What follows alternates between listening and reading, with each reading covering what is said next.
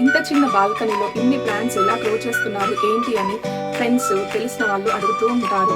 అలాగే మీ garden video చేయొచ్చు కదా అని కూడా. సో వాళ్ళందరి కోసం అలాగే మీ అందరి కోసం ఈ వీడియో చేస్తున్నాను.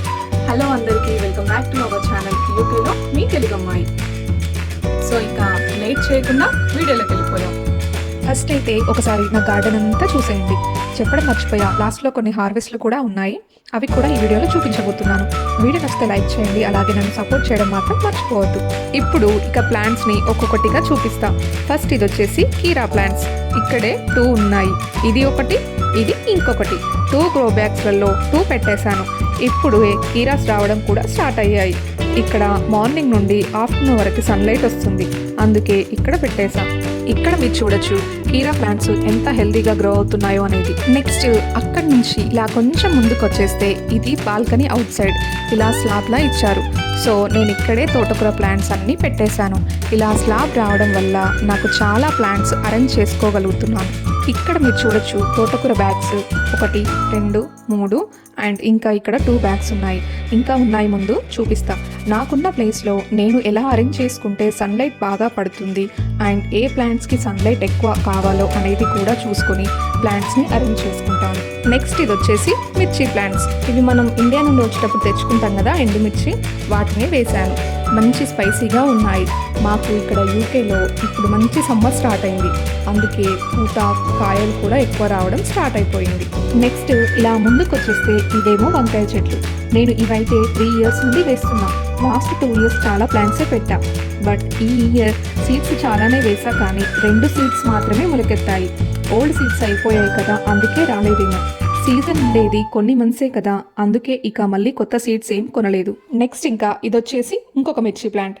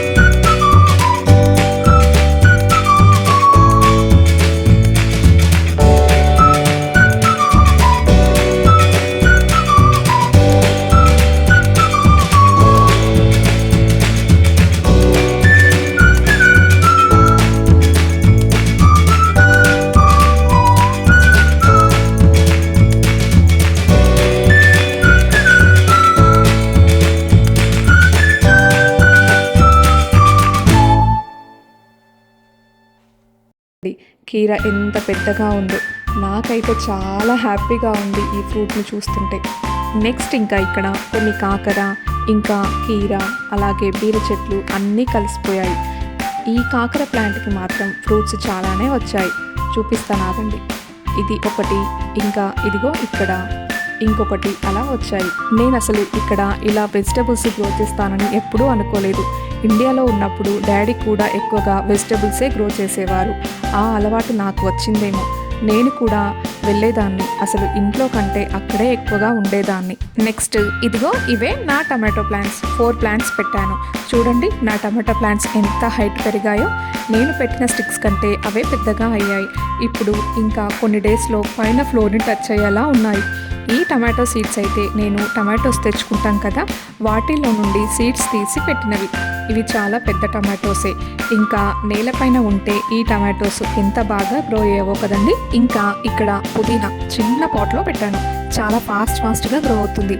నేను ఓన్లీ నాన్ వెజ్లోనే యూస్ చేస్తాను, అందుకే ఇలా చిన్న పాట్లోనే పెట్టాను. ఇంకా ఇవే అండి ఫ్లోర్ పైన పెట్టినవి.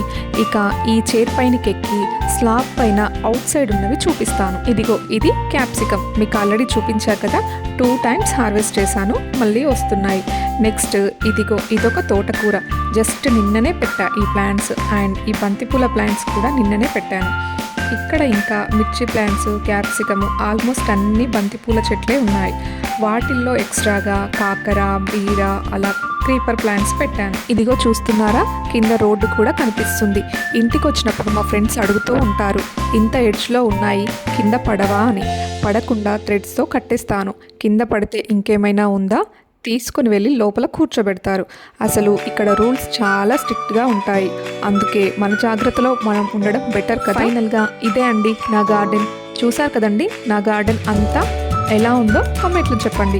అలాగే ఇంకా నా గార్డెన్ చూసాక ఇంకా మీకు బెటర్గా ఏదైనా ప్లాంట్స్ అరేంజ్మెంట్స్ కానీ ఇంకా ఏమైనా టిప్స్ కానీ మీకు తెలిస్తే నాకు కామెంట్లో చెప్పండి. నేను తప్పకుండా రిప్లై ఇస్తాను. అలాగే మీరు చెప్పింది కూడా ఫాలో అవుతాను. ఇక లాస్ట్లో హార్వెస్ట్ ఉందని చెప్పాను కదా, అది కూడా చూసేద్దాం. ఫస్ట్ అయితే ఎగ్ ప్లాంట్ వంకాయని కట్ చేసుకుందాం. వంకాయ అంటే 1 కాయ వచ్చింది, అది కట్ చేసుకుందాం. ఈ వంకాయ పొడవు చాలా పెద్దగా ఉంటుంది. ఇది ఫస్ట్ కాబట్టి ఇలా వచ్చిందేమో. లాస్ట్ 2 years కూడా పెట్టానని చెప్పాను కదా. ఈ వంకాయ ఫ్రై అయితే చాలా టేస్టీగా ఉంటుంది. నేను వెజిటబుల్స్ హార్వెస్ట్ చేస్తుంటే నా బిడ్డ వచ్చి బంతిపూలన్నీ కట్ చేసింది. ఆమెకి ఫ్లవర్స్ అంటే పిచ్చి, పెట్టుకోవడం కాదు పట్టుకోవడం అంటే పిచ్చి. వద్దు అంటే వినకుండా అన్నీ కట్ చేసి వెళ్ళిపోయింది. బయట ఫ్లవర్స్ కనిపిస్తేనే ఆగదు, ఇంకా ఇంట్లో ఉంటే ఆగుతుందా? ఏం చేస్తాం చెప్పండి, తప్పదిక. నెక్స్ట్ ఇంకా మిర్చి కట్ చేసుకుందాం. చిల్లీస్ మాత్రం నాకు ఈరోజు ఎంతవరకు అవసరమో అంతవరకే కట్ చేసుకుంటాను. ఎప్పుడు కావాలంటే అప్పుడు ఫ్రెష్గా కట్ చేసుకోవచ్చు కదా, అందుకనే ఇవి మాత్రమే కట్ చేసా. నెక్స్ట్ ఒక కీరా కూడా ఉంది, అది కూడా హార్వెస్ట్ చేసుకుందాం. చూడండి ఎంత పెద్ద కీరా ఉందో. లాస్ట్ ఇయర్ కీరా వెరైటీ ఇంకా చాలా పెద్దగా ఉండే, బట్ నేను బై చేసిన లిస్ట్లో పోయింది. మీకు ఇంకొకటి చూపిస్తా ఆగండి. ఇది నేను షాప్లో తీసుకొచ్చిన కీరా. ఏది బాగుందో మీరే చెప్పాలి, నాదే బాగుందని చెప్పండి. ఓకే, సో ఇక్కడికి వెజిటబుల్స్ అయిపోయాయి. ఇక లాస్ట్లో తోటకూర ఉంది, అది హార్వెస్ట్ చేసుకుందాం. ఇక తోటకూరని హార్వెస్ట్ చేయడం స్టార్ట్ చేద్దాం. ఈ తోటకూర అయితే చాలా వర్త్ అనే చెప్పొచ్చండి. అసలు దీనిని హార్వెస్ట్ చేయడానికి చాలా టైమే పడుతుంది. 5 గ్రో బ్యాగ్స్లలో ఉన్నది అంతా కట్ చేస్తున్నా ఈరోజు. లాస్ట్లో చూసేయండి ఎంత తోటకూర వచ్చిందో అనేది.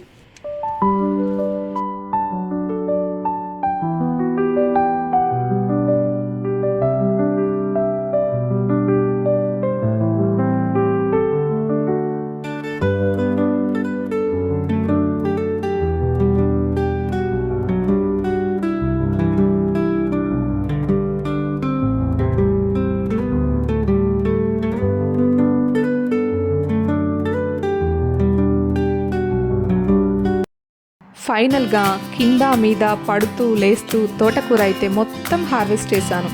ఇదిగోండి 2 బౌల్స్ నిండా వచ్చింది ఈసారి. చాలా హ్యాపీగా ఉంది.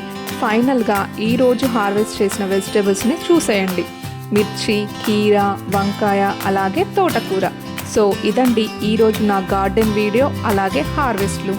వెళ్ళే ముందు నాదొక రిక్వెస్ట్, వీడియో నచ్చితే లైక్ చేయండి, నన్ను కొంచెం సపోర్ట్ చేయండి. మీ సపోర్ట్ నాకు చాలా బూస్ట్నిస్తుంది. సో ప్లీజ్ సపోర్ట్ మీ. Thank you for watching. ఉంటా మరి, బాయ్ బాయ్.